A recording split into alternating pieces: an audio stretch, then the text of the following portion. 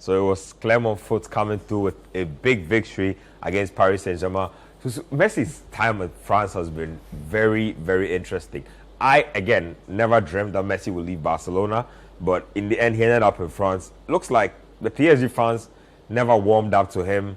I'm sure the World Cup might have had something to do with that, but it's not been the sort of departure from Barcelona he would have wanted. Yeah, I think there's a general malaise and general, issues with their fans and their club. I think the fans are sick and tired of the superstars who don't seem interested. Look, they won the title and Neymar was at the Monaco Grand Prix watching Formula One instead of, being with his teammates. Yeah. It's these type of things that get them riled up. Look, a lot of the star players don't speak French. Their languages spoken at the training ground are Spanish and English. These little things make it difficult for the fans to connect with their players. And that's why if you look at PSG fans are always complaining, they're always protesting. You would think this is a team that doesn't win titles. You think this is a team in the relegation zone. But there's just no connection between the fans and the team.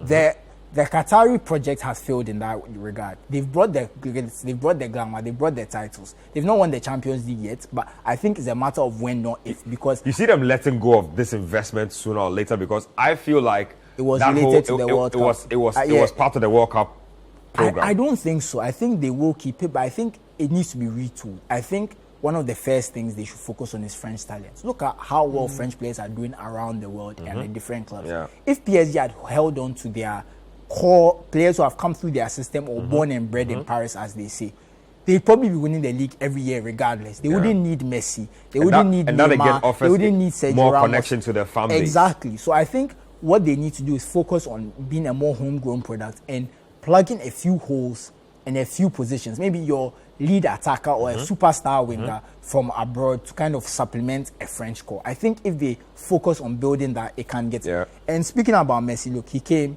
Before he was there, they didn't win the title. They won 2 titles after he came. I think he's done the bare minimum. I think for a lot of players, because he came into a dysfunctional team. Look, the moment he signed, I knew they'd never win the Champions League. Because you can't win a Champions League with 3 players who refuse to track back, who refuse to press.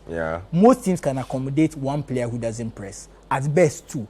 There's no way you're accommodating 3 players who don't press and winning major titles. You are going to get destroyed in Europe. And we saw it season after season. Look, they could barely keep up against Benfica.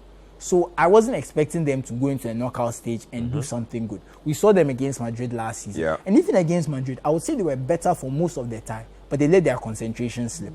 So the fact they played like that, and I think their best games in Europe came when either one of Neymar or Messi didn't play. It was just Mbappe with one of the other, because in that situation, you have there's more runners in the team, there's more defensive work rate. So I think Messi leaving is a blessing in disguise, because when it was Neymar and Mbappe, they got to the Champions League final. They're trying to offload Neymar as well. I'm hearing that too, but we'll see how it works out. But I think even if they did, it might also, it won't be a huge loss. I would say Neymar is one of the best players ever.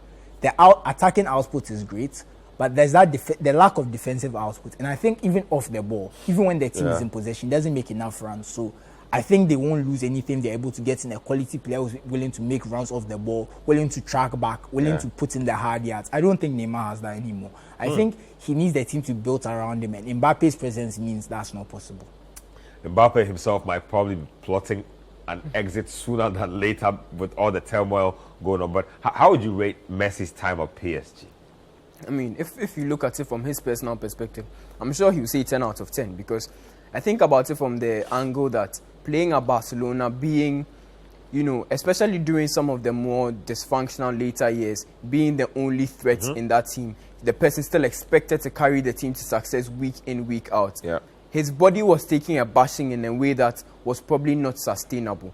And so when we see his performance at the World Cup, a lot of it was predicated on the fact that he basically could kick his feet up in Paris for, I think he was injured for a while before the World Cup, and then he plays 1 or 2 games at 20, 30 40% less than his maximum, and it works because Paris have such a huge superiority over the other teams in the league, and he's able to do that, get his body warmed up and play in the World Cup. It's almost similar to what Bale did when he came back to Spurs to just get his legs ready to play in Qatar. And so for him, I'm sure he'll think this is, you know, a 10 out of 10 situation. He may still win the Ballon d'Or because, like we're talking about off air, his numbers are somehow ridiculous. 20 goals, 20 assists plus. And that's very sneaky for me. Exactly, going under the radar. I look at the games that he's played this season, and never did I think this guy was getting 20 assists this season. Very on the blind side of everybody. 20 assists, very nice goal contribution. Those are very healthy numbers. Those are healthy numbers, for the ones of a better phrase.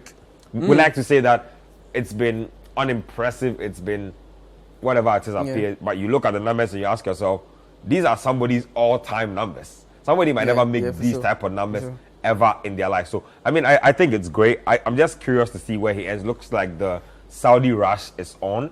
Benzema is gone after the little doubt around the Real Madrid communicated officially. I know it's not even part of our lineup, but just snap thoughts on that. Looks like he'll be linking up with Nuno Espirito Santo. You know, well, yeah, they've won the league and it looks like they want to keep the league. They've seen Al Nassr have Cristiano. They've seen the other teams moving, so they've gone for the current Ballon d'Or winner to supplement them. And I think if you are a team making a signing in a league like that and you get the current Ballon d'Or winner, you can't do any better unless you get Lionel Messi, of course.